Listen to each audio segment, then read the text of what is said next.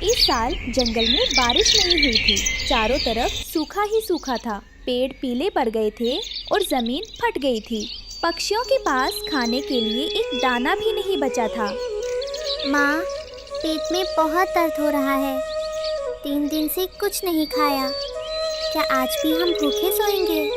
नहीं बेटा, आज मैं तुम्हारे लिए खाना जरूर लाऊंगी। तुम दोनों बस थोड़ा इंतजार करो।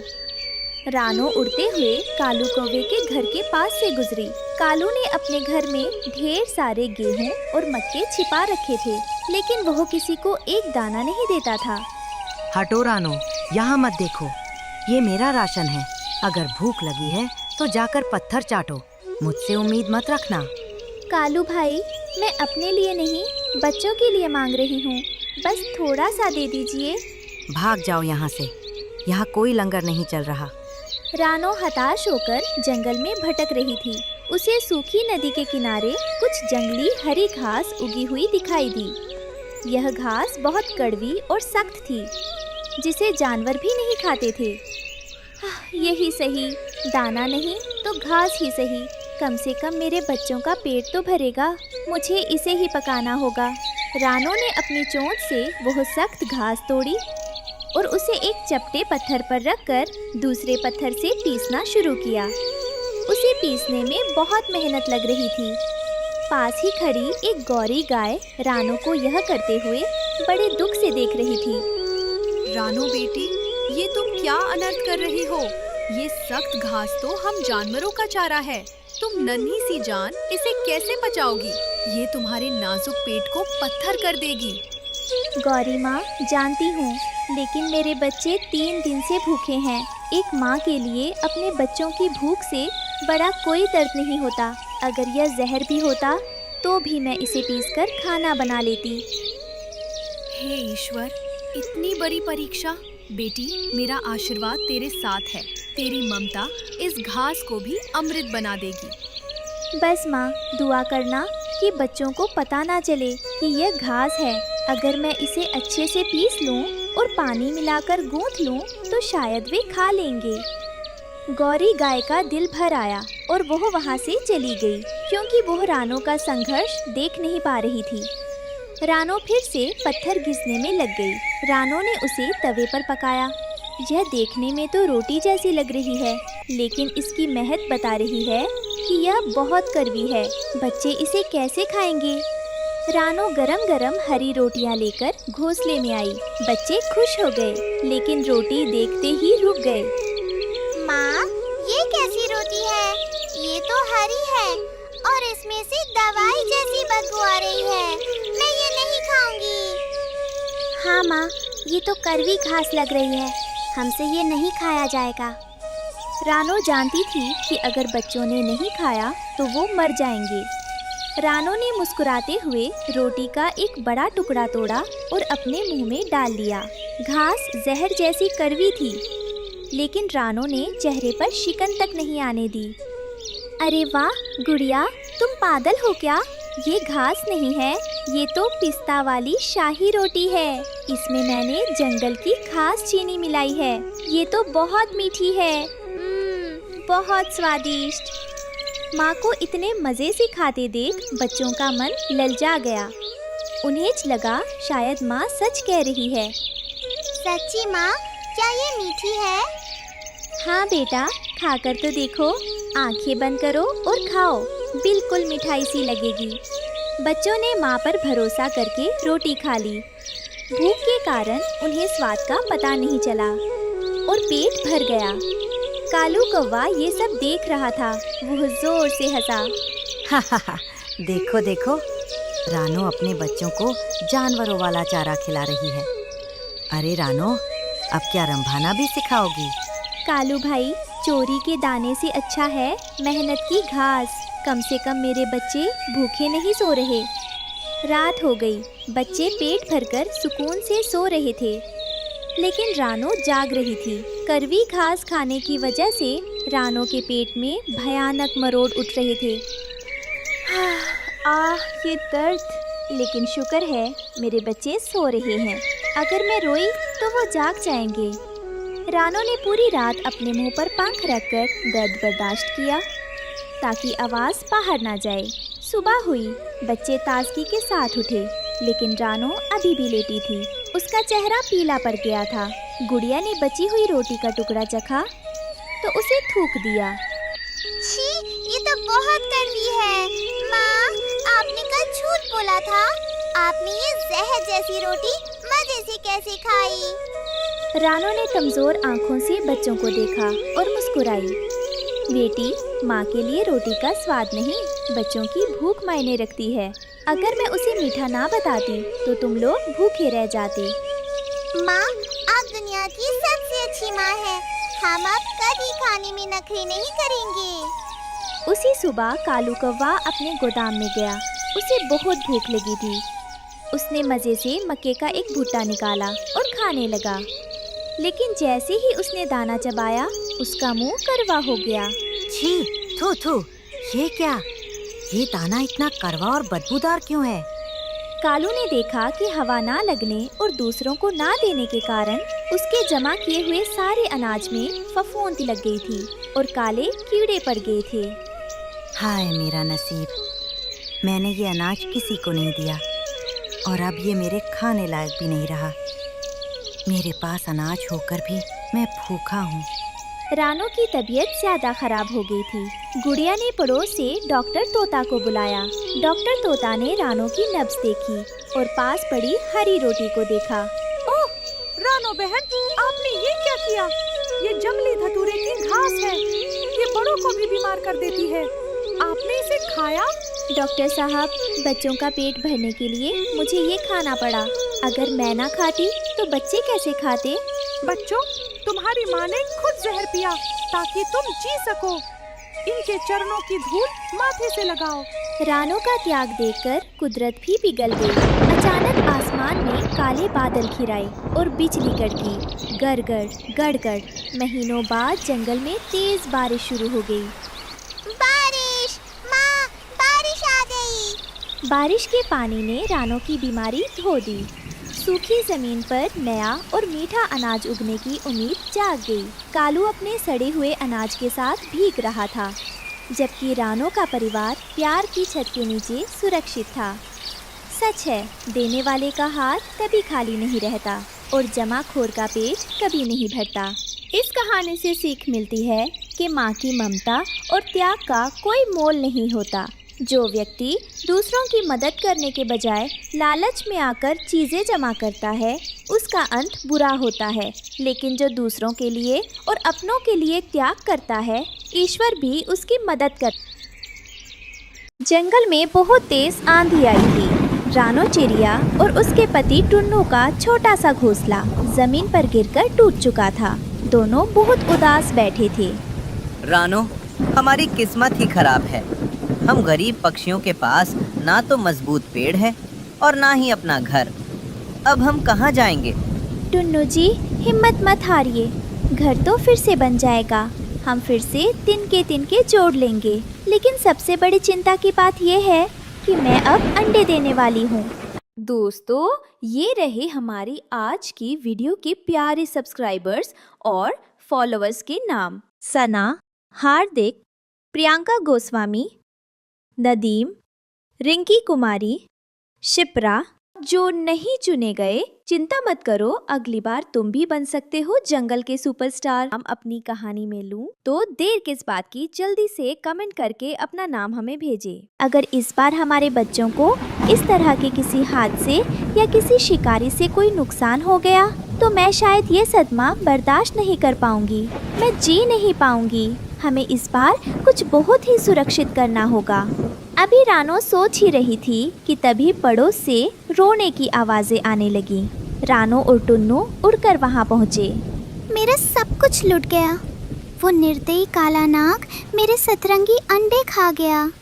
हम कुछ नहीं कर पाए। वो चुपके से आया और सब खत्म कर दिया। जंगल में खतरा हमारी सोच से कहीं ज्यादा है। हरियाली बहन, मैं आपके दर्द को महसूस कर सकती हूँ। अब मुझे सिर्फ अपने लिए ही नहीं बल्कि अपने बच्चों के भविष्य के लिए कुछ अलग सोचना होगा। सिर्फ एक साधारण घोंसला अब काफी नहीं है। हमें इस बार किसी भी कीमत पर एक ऐसा सुरक्षित ठिकाना बनाना होगा जो किसी किले से कम ना हो। अब बारिश रुक चुकी थी। रानो नदी किनारे पानी पीने आई, लेकिन उसका ध्यान मजबूत लंबी घास और कंटीली झाड़ियों पर था। टुन्नू जी, मुझे एक शानदार उपाय सूझा है। हम अपना घर बिल्कुल भी आम तरीके से नहीं बनाएंगे। हम इन मजबूत घासों को बुनकर एक बहुत ही अनोखा 3 मंजिला लटकता हुआ घर बनाएंगे, जिसे कोई भी शिकारी आसानी से ना ढूंढ पाए और ना ही उसमें घुस पाए। 3 मंजिला? लेकिन हमारे पास तो तिनके जोड़ने की ताकत भी नहीं बची है। आप चिंता बिल्कुल मत कीजिए टुन्नू जी। मैं जानती हूँ कि ये मुश्किल है, पर मैं सब संभाल लूँगी।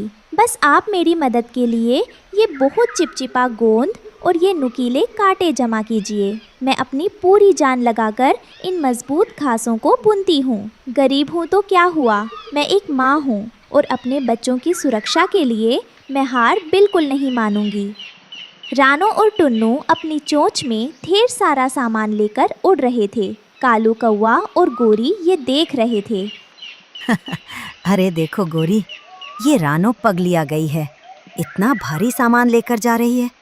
लगता है जंगल में महल बनाएगी। मजाक मत उड़ाइए कालू जी, बेचारी बहुत मेहनती है। पेट में अंडे है, फिर भी काम कर रही है। रानो ने दिन रात एक कर दिया। उसने घास को बुनकर एक लंबा लटकता हुआ घोंसला तैयार किया। रानो, ये सबसे नीचे वाला हिस्सा तो एकदम खुला है। इसमें तो कोई भी घुस जाएगा। यही तो मेरी सबसे बड़ी चाल है टुन्नू जी। ये सबसे नीचे वाली मंजिल मैंने जानबूझकर दुश्मनों के लिए बनाई है। इसमें मैंने अंदर तक कांटे और मजबूत चिपचिपा गोंद भर दिया है। जो भी शिकारी लालच में इस रास्ते से अंदर आएगा, वो बुरी तरह फंस जाएगा। हम बीच वाली मंजिल में रहेंगे, जिसका रास्ता मैंने बहुत टेढ़ा मेढ़ा बनाया है। कोई बड़ा जानवर या पक्षी वहाँ तक पहुँच ही नहीं पाएगा। घर बनकर तैयार हो गया था, लेकिन खतरा अभी टला नहीं था। ऊपर आसमान में एक खूंखार चील की नजर रानो के नए घर पर पड़ी। अरे वाह, नया घोंसला। लगता है ताजे अंडों की दावत मिलने वाली है। बस सही वक्त का इंतजार है। रानो जानती थी कि वो अकेले चील से नहीं लड़ सकती। वो अपनी हिचकिचाहट छोड़कर कालू के पास गई। कालू भैया, गोरी दीदी, मैं जानती हूँ हम गरीब हैं, लेकिन आज मुझे आपकी मदद चाहिए। मेरे अंडे आने वाले हैं। हम तुम्हारी मदद क्यों करें? हमें क्या मिलेगा? एक माँ की दुआ मिलेगी भैया। बस जब मैं दाना लेने जाऊँ, आप मेरे घर पर नजर रखिएगा। कालू जी, मान जाइए ना, पड़ोसी ही पड़ोसी के काम आता है। ठीक है, तुम जाओ, मैं देख लूँगा। रानो ने अपने 3 प्यारे अंडे दिए। कई दिन बाद फिर मौसम खराब हो रहा था। मेरे प्यारे बच्चों, तुम जल्दी बाहर आ जाओ। तुम्हारी माँ ने तुम्हारे लिए बहुत सुरक्षित घर बनाया है। तभी पेड़ के तने पर सरसराहट हुई। मौत ऊपर चढ़ रही थी। काला नाग अपनी जीभ लपलपाते हुए रानो के घोंसले की तरफ बढ़ रहा था। उसे अंडों की महक आ रही थी। आज तो बहुत मजा आएगा। नया घर और नया शिकार, कोई नहीं बचा सकता इन्हें। काला नाग रानो के अंडों के लालच में घोंसले के सबसे नीचे वाले छेद में घुस गया। लेकिन ये रानो की चाल थी। वो रास्ता आगे से बंद था और बहुत टाइट था। अरे, ये रास्ता तो बंद है। मैं तो बुरी तरह फंस गया। मैं न आगे बढ़ पा रहा हूँ और न ही पीछे मुड़ पा रहा हूँ। रानो ने मुझे फंसा दिया। नाग वहाँ फंसा हुआ तड़प रहा था। तभी ऊपर से चील ने हमला करने के लिए उड़ान भरी। लेकिन जैसे ही वो घोंसले के पास पहुँची, उसने लटकते हुए नाग को देखा। अरे बाप रे, यहाँ तो पहले से काल बैठा है, तो ये नाग मुझे ही डस लेगा। भागो यहाँ से। भाग जा चील, वरना ये नाग तुझे छोड़ेगा नहीं। चील नाग को देखकर डर गई और बिना हमला किए भाग गई। कालू और गोरी ने उसे दूर तक खदेड़ दिया। नाग भी थककर पेड़ से नीचे गिर गया। खतरा टल चुका था। सूरज की पहली किरण के साथ रानो के अंडों में हलचल हुई और नन्हे बच्चे बाहर आए। देखो टुन्नू जी, हम जीत गए। हमारी गरीबी नहीं, हमारी सूझबूझ जीती है। रानो की खुशियों की आवाज सुनकर कालू कौवा बाहर डाल पर आकर बैठ गया। उसने उस लटकते हुए मजबूत घर को गौर से देखा। मान गए रानो, सच में तुम्हारा ये 3 मंजिला किला तो कमाल का है। तुमने साबित कर दिया कि बड़ा घर सिर्फ तिनकों से नहीं, दिमाग से बनता है। उस दिन जंगल के सभी पक्षियों ने सीखा कि मुसीबत चाहे नाग जैसी हो या चीन जैसी, अगर परिवार और पड़ोसी साथ हों और हिम्मत से काम लिया जाए तो जीत पक्की है। सुंदरवन जंगल में बर्फीला तूफान आया हुआ था। हर तरफ सिर्फ सफेद बर्फ और ठंडी हवा का शोर था। एक पेड़ की डाल पर रानो चिड़िया का घोंसला हवा में जोर जोर से हिल रहा था। रानो अपने 3 अंडों को पंखों में छुपाए कांप रही थी। टुन्नू जी, हवा बहुत बहुत तेज है और ये तूफान हमारे घोंसले को हिला रहा है।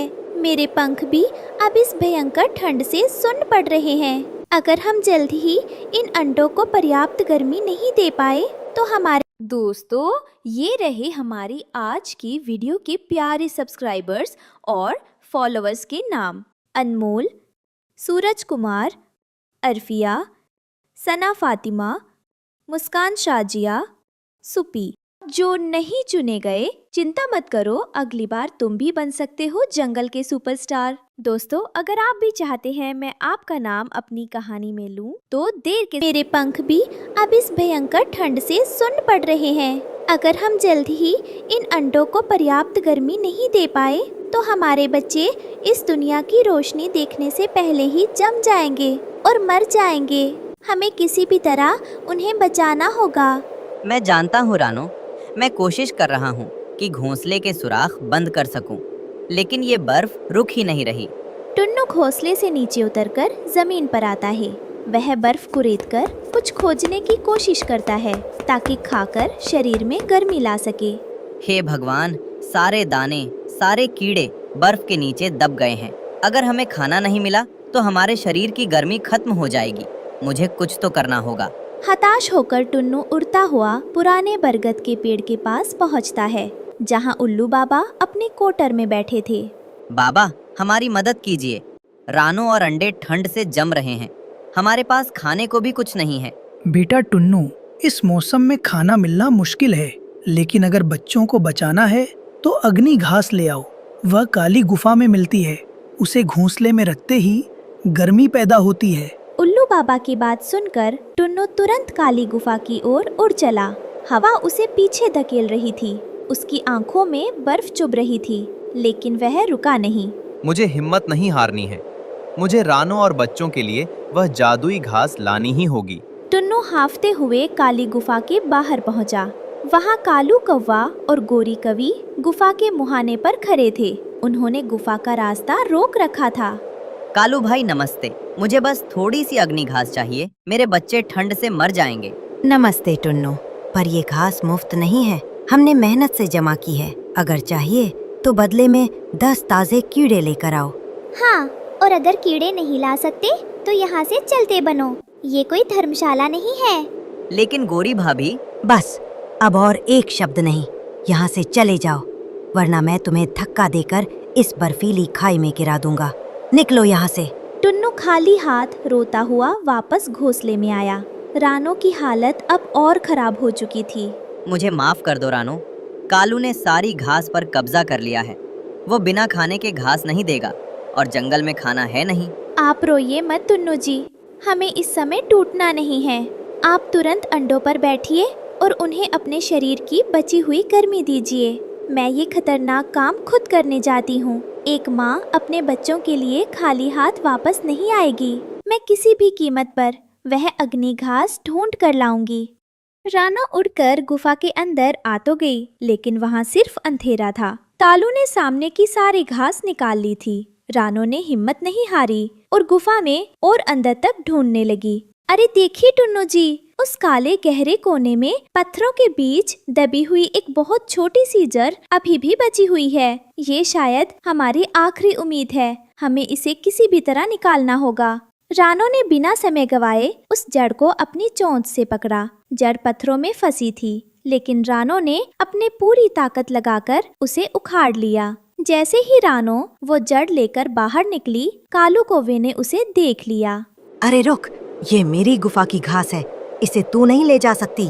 कालू भैया, आप क्यों इतनी क्रूरता दिखा रहे हैं? ये तो सिर्फ एक छोटी सूखी जड़ है। आपके पास तो घास का पूरा ढेर लगा हुआ है। कृपया हमें ये थोड़ी सी जड़ ले जाने दीजिए। अगर आप हमें रोकेंगे तो मेरे मासूम बच्चे इस ठंड से निश्चित रूप से मर जाएंगे।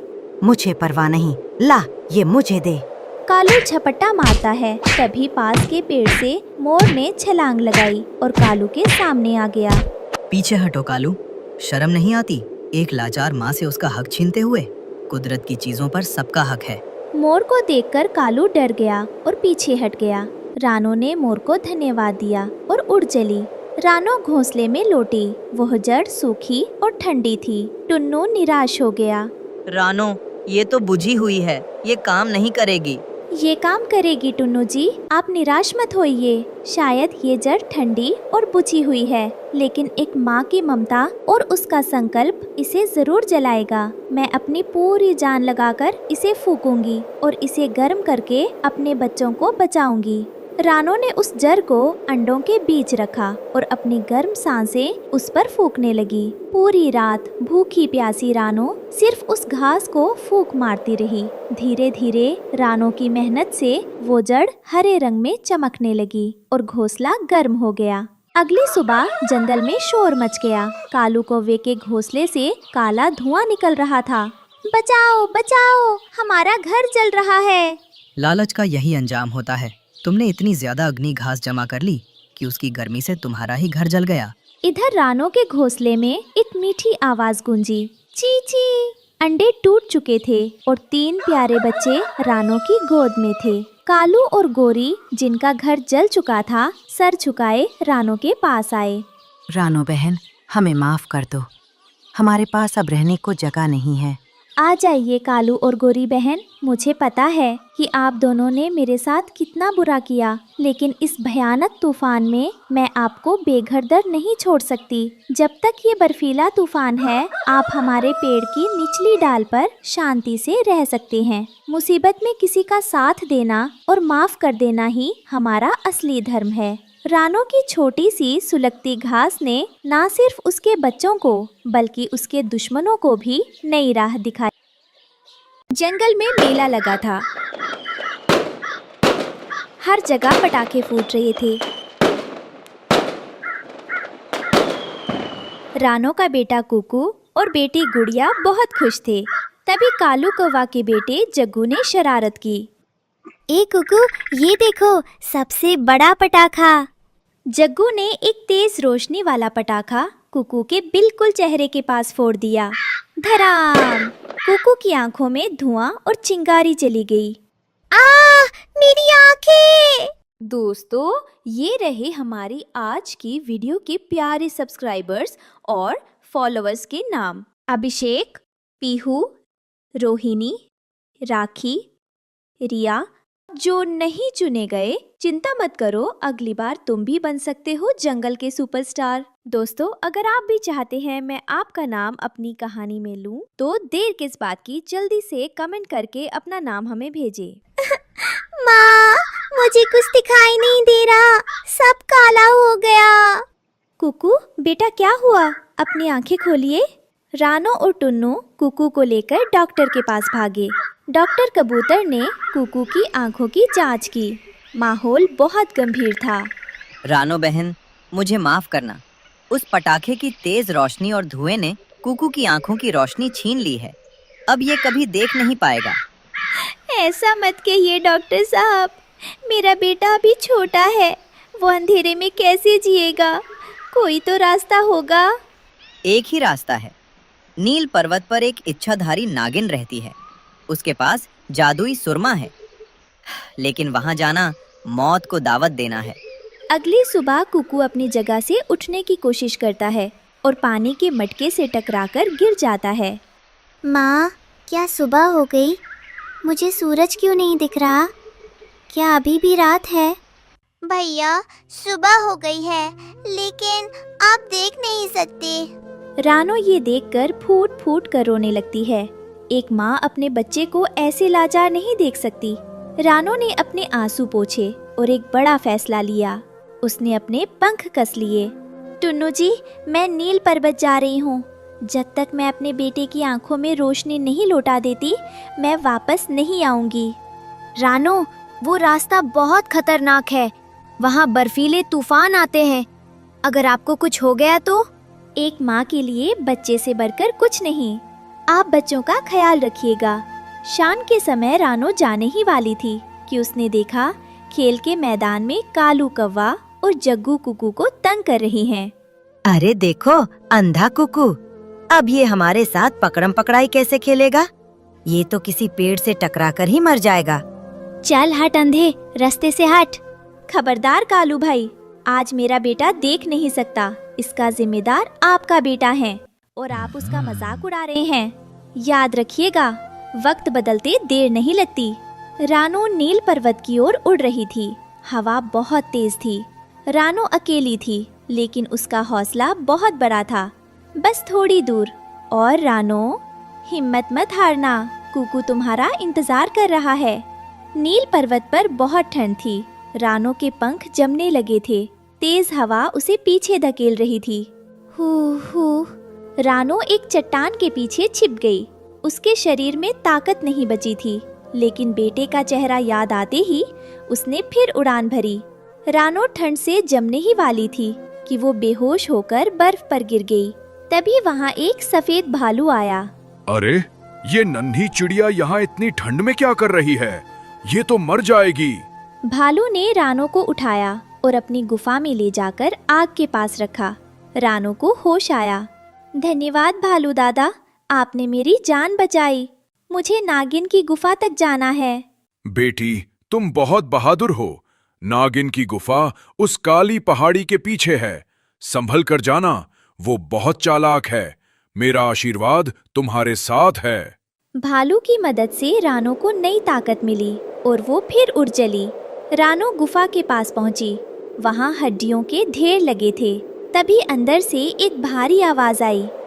कौन है जो अपनी मौत के पास खुद चलकर आया है? नागिन माता, मैं एक बदनसीब माँ हूँ। मुझे अपने बेटे के लिए जादुई सुरमा चाहिए।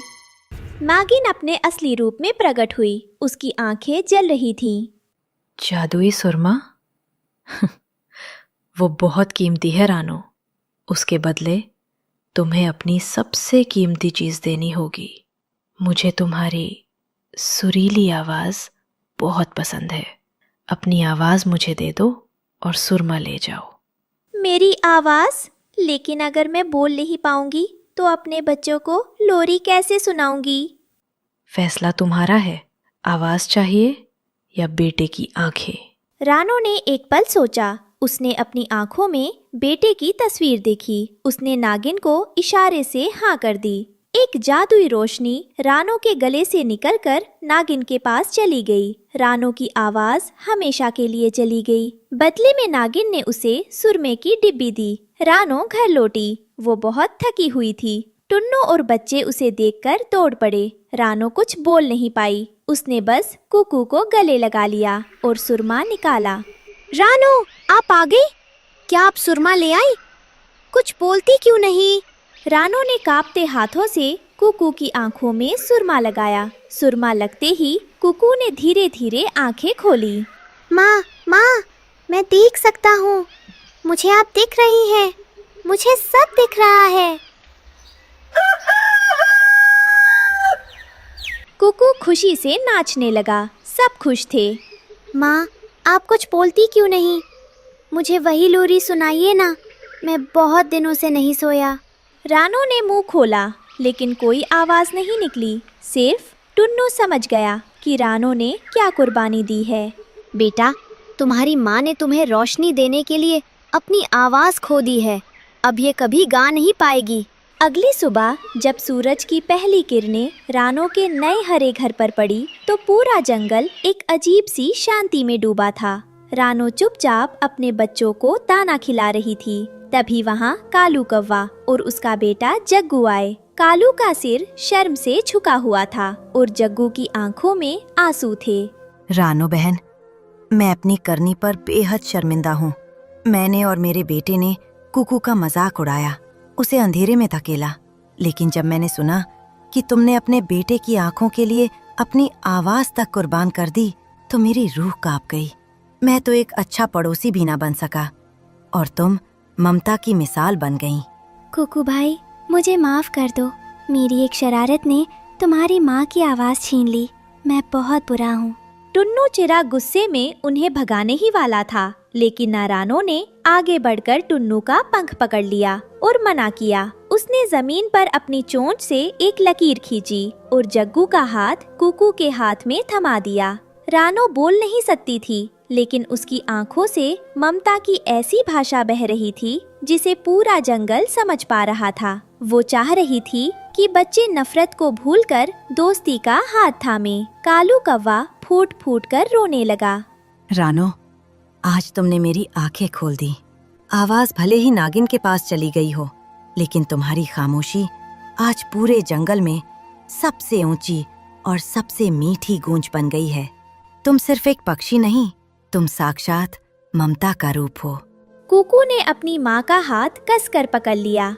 माँ, आप भले ही लोरी ना गा सके, लेकिन आपकी धड़कनों की आवाज मेरे लिए दुनिया का सबसे सुंदर संगीत है। कुकू अपनी माँ से लिपटकर रोने लगा। उस दिन जंगल ले जाना कि माँ की ममता का कोई मोल नहीं होता। इस कहानी से हमें सीख मिलती है कि माँ अपने बच्चों की खुशी के लिए अपना सब कुछ त्याग सकती